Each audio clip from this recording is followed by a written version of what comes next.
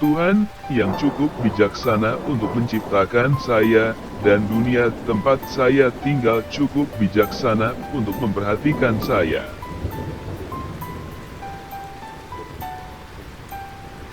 Saya telah belajar bahwa iman berarti mempercayai terlebih dahulu apa yang hanya masuk akal jika dibalik.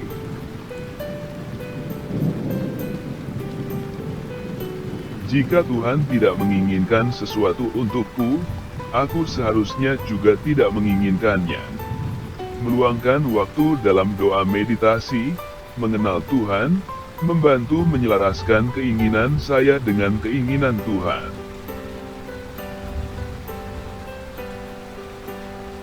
Desakan Allah yang mengerikan pada kebebasan manusia begitu mutlak, sehingga Dia memberi kita kuasa untuk hidup seolah-olah Dia tidak ada, untuk meludahi wajahnya, untuk menyalibkannya.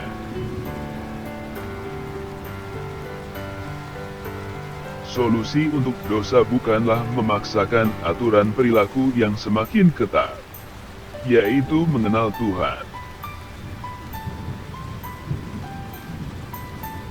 Kekuasaan, tidak peduli seberapa baik niatnya, cenderung menyebabkan penderitaan.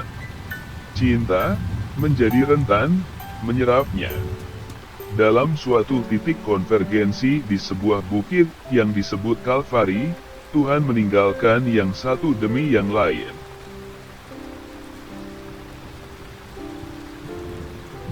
Kristus menanggung luka-luka gereja, tubuhnya, sama seperti Ia menanggung luka-luka penyaliban. Saya terkadang bertanya-tanya mana yang lebih menyakitkan. Doa mungkin pada awalnya tampak seperti pelepasan, waktu reflektif untuk mempertimbangkan sudut pandang Tuhan.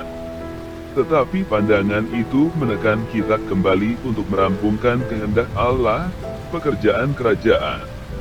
Kita adalah sesama pekerja Allah, dan karena itu kita beralih ke doa untuk memperlengkapi kita bagi kemitraan.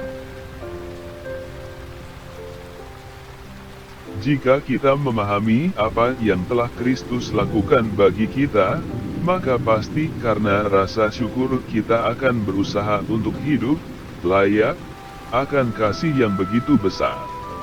Kita akan berusaha untuk kekudusan bukan untuk membuat Allah mengasihi kita, tetapi karena Dia sudah melakukannya.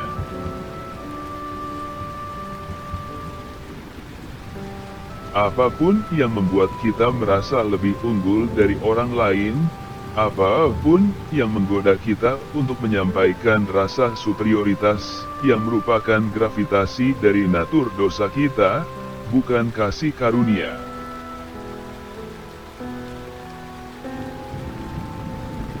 Beberapa orang yang mencoba berdoa tidak pernah memiliki perasaan siapapun yang mendengarkan di ujung sana. Mereka menyalahkan diri sendiri karena melakukan kesalahan. Doa membutuhkan iman untuk percaya bahwa Allah mendengarkan.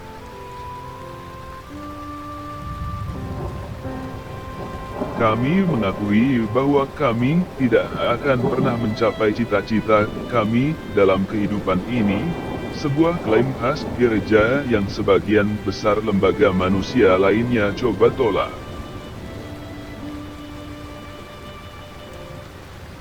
Ujian ketaatan terhadap ajaran-ajaran Kristus adalah kesadaran kita akan kegagalan kita untuk mencapai kesempurnaan yang ideal. Sejauh mana kita mendekati kesempurnaan ini tidak dapat dilihat, yang bisa kita lihat hanyalah sejauh mana penyimpangan kita.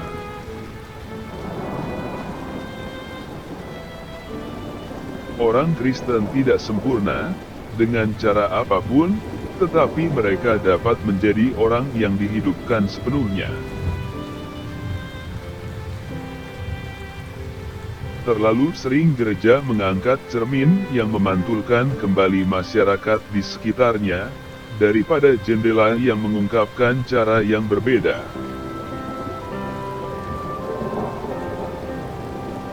Tuhan ingin kita memilih untuk mengasihinya dengan bebas, Bahkan ketika pilihan itu melibatkan rasa sakit, karena kita berkomitmen kepadanya, bukan pada perasaan dan pahala kita sendiri yang baik. Dia ingin kita mengikatkan diri kepadanya, seperti yang dilakukan Ayub, bahkan ketika kita memiliki setiap alasan untuk menyangkalnya dengan panas. Orang yang telah tersentuh oleh kasih karunia tidak akan lagi memandang mereka yang tersesat sebagai orang-orang jahat itu, atau orang-orang miskin yang membutuhkan bantuan kita. Kita juga tidak boleh mencari tanda-tanda kelaikan kasih. Kasih karunia mengajarkan kita bahwa Allah mengasihi karena siapa Allah itu, bukan karena siapa diri kita.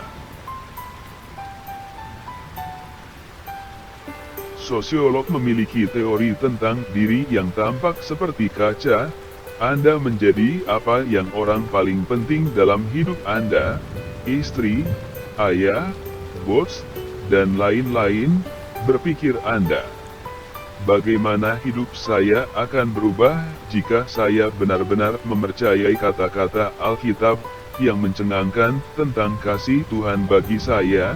Jika saya melihat ke cermin dan melihat apa yang Tuhan lihat. Allah memberikan karunia, bukan upah. Tak satu pun dari kita dibayar sesuai dengan jasa, karena tidak ada dari kita yang mendekati memenuhi persyaratan Allah untuk kehidupan yang sempurna. Jika dibayar atas dasar keadilan, kita semua akan berakhir di neraka.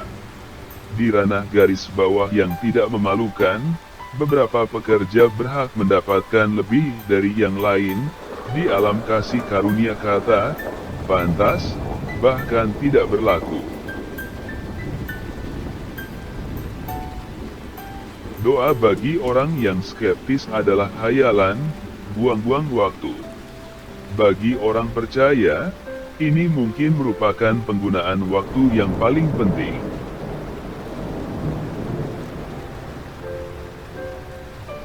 Iman bukanlah polis asuransi.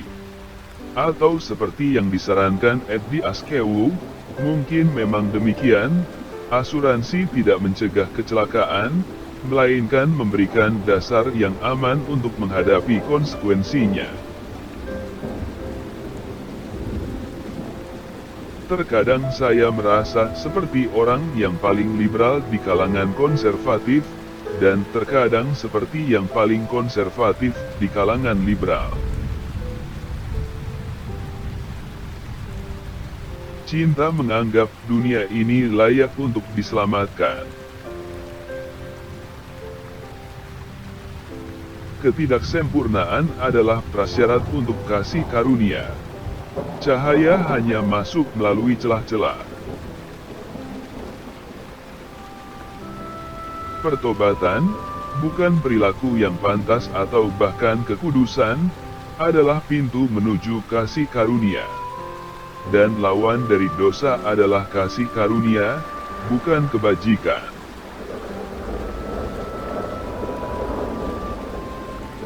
Daya tahan bukan hanya kemampuan untuk menanggung hal yang sulit, tetapi untuk mengubahnya menjadi kemuliaan. Setiap diskusi tentang bagaimana rasa sakit dan penderitaan cocok dengan rencana Tuhan pada akhirnya mengarah kembali ke kayu salib. Setiap orang memiliki gambar Allah yang terdistorsi dalam beberapa hal. Kita harus, tentu saja, karena Tuhan melampaui kapasitas kita untuk membayangkannya.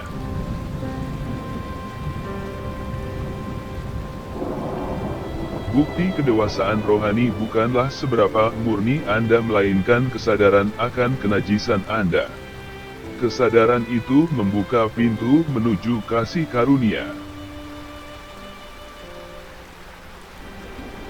Kasih karunia tidak bergantung pada apa yang telah kita lakukan bagi Allah, melainkan apa yang telah Allah lakukan bagi kita. Tanyakan kepada orang-orang apa yang harus mereka lakukan untuk sampai ke surga, dan sebagian besar menjawab, jadilah baik. Kisah-kisah Yesus bertentangan dengan jawaban itu. Yang harus kita lakukan hanyalah berseru, tolong.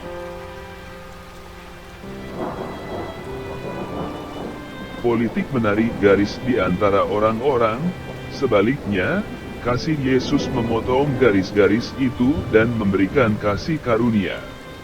Itu tidak berarti, tentu saja, bahwa orang Kristen tidak boleh melibatkan diri dalam politik. Ini hanya berarti bahwa sewaktu kita melakukannya, kita tidak boleh membiarkan aturan-aturan kekuasaan menggantikan perintah untuk mengasihi.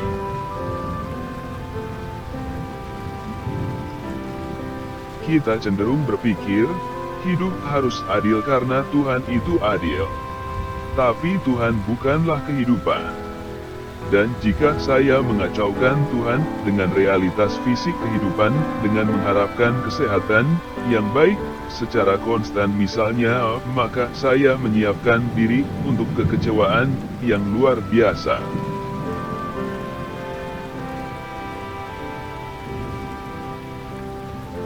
Cinta dikompresi untuk semua sejarah dalam sosok kesepian di kayu salib itu, yang mengatakan bahwa dia dapat memanggil malaikat kapan saja dalam misi penyelamatan, tetapi memilih untuk tidak karena kita.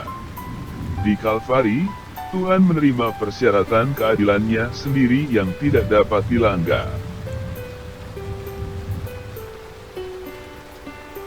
Rahmat, seperti air, mengalir ke bagian terendah. Jika diberkati, harap berkenan menjadi berkat dengan subscribe, like dan bagikan kepada yang lain.